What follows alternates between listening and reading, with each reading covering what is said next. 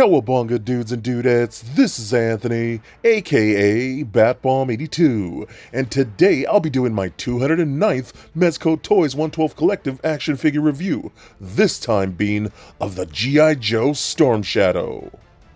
Now take a look at the front, we can see some great vintage artwork of Storm Shadow.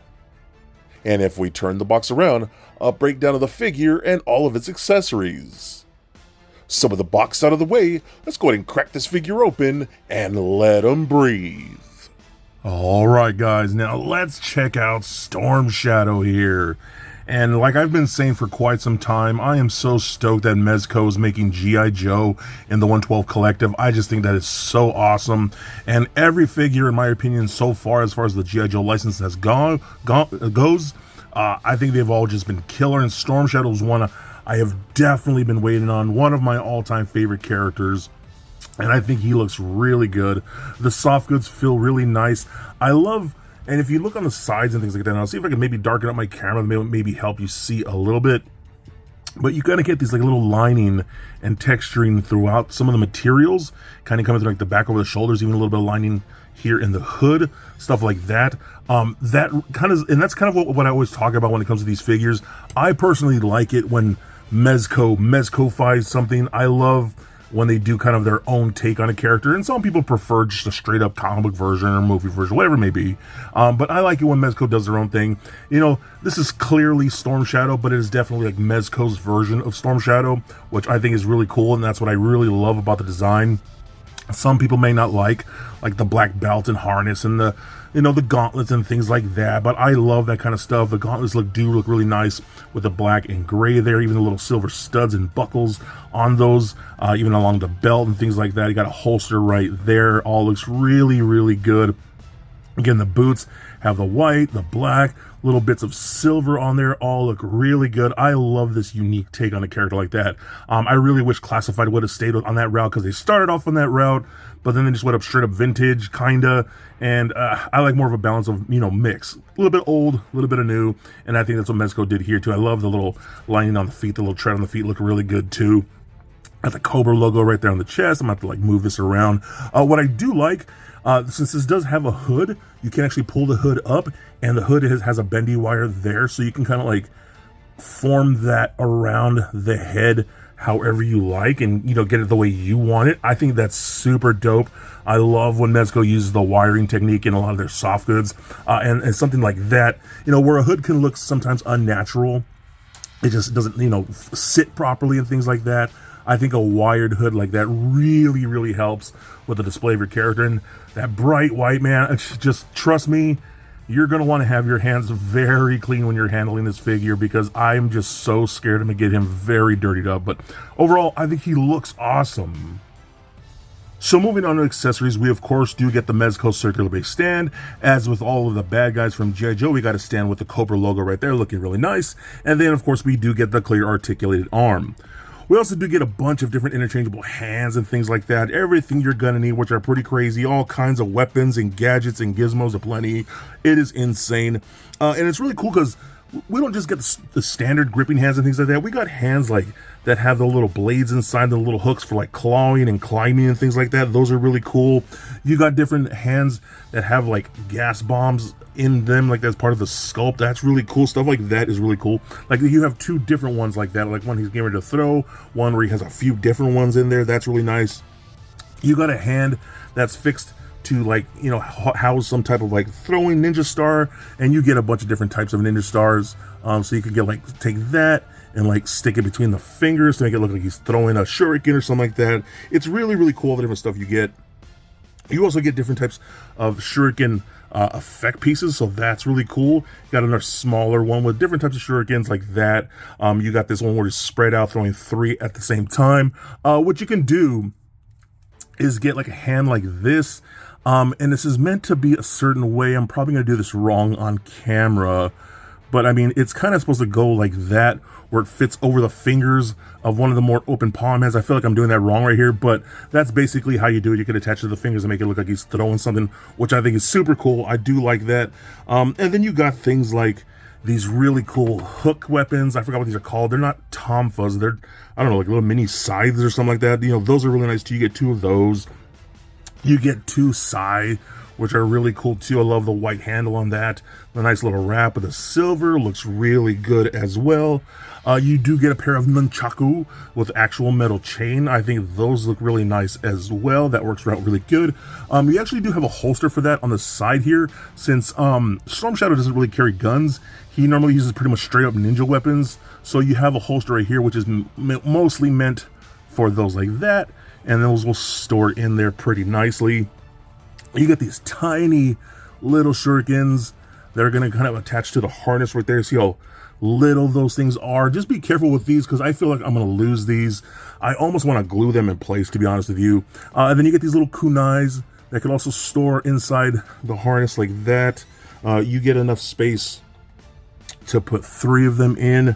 If I could do this, oh my god, my fat fingers always get in my way, man. So like that, and then put another one right in there. So that's pretty cool. I love that you could hold a lot of the stuff that he has here on the figure. That's always a big key with pretty much any G.I. Joe, in my opinion. Now, we also do get this really cool flex bow with an actual string to it.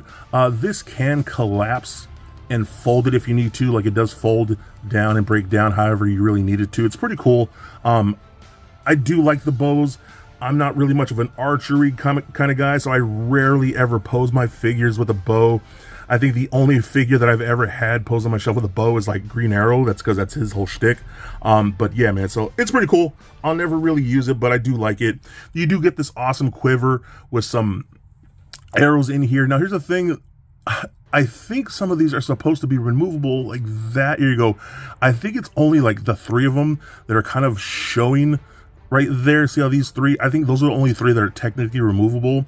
The rest of them are kind of just part of the sculpt, or kind of like glued in place. But what I do like about this, you also do get this katana sheath, a sword sheath like that. It is meant to, you'll see these little tabs on the side of the sheath right there. They're going to be meant to connect to those little ports right there. So kind of like that. And they're going to kind of fit into place right there. So that's really cool. You also get spaces for the little mini scythe, little hook swords. They're actually going to go into the sides like this, and you give them a little push, just like that. You can even take the other one, flip it around to the other side, and then stick that one in there like that, and then kind of give that a little peg, so you could holster those weapons in there as well. And let's go ahead and take his swords, and then slide those in right there, just like that. So you get a lot of good storage right there. And then we got these little peg holes on the back of the harness itself. They're going to match up to the sheath right there and give that a nice little push. And there you go. Now he's holstering some arrows, his swords, those little hook blades, his nunchaku, some shurikens, some kunais. I mean, you can get this guy pretty loaded up. It's really rad. And then, you know what I mean? I don't know, however you want to store this thing, you could hook that around there, something like that if you want to. I don't know what I'm doing, to be honest with you. But, you know, you have options here, which is always cool. I just love the fact that we got so many different ways to holster weapons and really load out your Storm Shadow, because I think he looks so badass this way. And then the last few accessories we're going to talk about are going to be the interchangeable heads. So you actually get 3 head sculpts with this one. So you get an unmasked head, which I think looks really great. I really do like that head sculpt. I love the hair kind of flowing into the eyes a little bit. He looks pretty serious. I do like it. And then you have your more standard head, where the eyes look pretty good. It's pretty straightforward. And then you can see the other eyes where they look a little more mean and angry. They even kind of look a little more red, in my opinion, especially more in person, maybe not so on camera. I think he just looks super pissed off. And then, as I was talking about with the mezcofication of a character, you can kind of see the detail in the mask where they kind of do their own thing. I think that looks really cool. Just that little bit of detail really works for me. So I'm going to go ahead and pop this head off like that, and I want to put on the Storm Shadow head on, or excuse me, the unmasked head on. Then I kind of want to put the hood over that head, because I just want to see how that looks. So if you wanted to do something like that, where, you know, he doesn't have his mask on, but he has his hood on, I still think that looks really cool. I love it a ton, man. They did a great job with all of these. Okay, so let's go ahead and run down the articulation real quick. The head and the neck seem to be on separate ball pegs. The neck can move a little bit, but the most of the motion is going to be up here. So you get a nice rolling around, does turn left and right, up and down, pivot side to side really nice, then back and forth, up and down like that. Looks really good. It looks a little gappy at times, but it's not terrible. Arm is cool, full 360. We're going to get a lot of range out of the body here since he doesn't have sleeves and a lot of fabric to hinder it. And go all the way up and out that far, which is pretty crazy. There actually is a butterfly joint in there. You can kind of see the cup inside there, so that works out really nice. Rotation in the upper bicep, double jointed elbows where it's hindered by the glove just a tiny little bit. Rotation at the wrist as well as a hinge at the wrist. That's really nice. Double ball pick in the midsection that rolls around, does turn left and right, pivot side to side, crunches back about that much, crunches forward. I wish I could do a little more.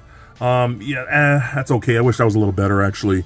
Hip joints can kick forward about that far, back about that much, splits all the way out about that far, rotation in the upper thigh, double jointed knees where he can almost kick himself in his own butt.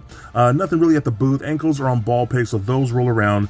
Rotate left and right, up and down a little bit, and a pretty decent ankle rocker. So overall, I just think this is a really cool figure, man. Again, I love what Mezco's been doing with the G.I. Joe license.